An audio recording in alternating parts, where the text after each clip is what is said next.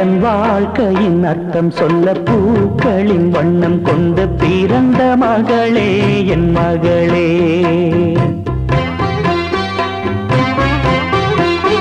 நான் வாழ்ந்தது கொஞ்சம் அந்த வாசத்தில் வந்துதித்து உயிரில் கலந்தா என் உயிரே. உன் பூவிழி குறுநகை அதில் ஆயிரம் கவிதையே. எந்தன் வாழ்க்கையின் அர்த்தம் சொல்ல பூக்களின் வண்ணம் கொண்டு பிறந்த மகளே என் மகளே.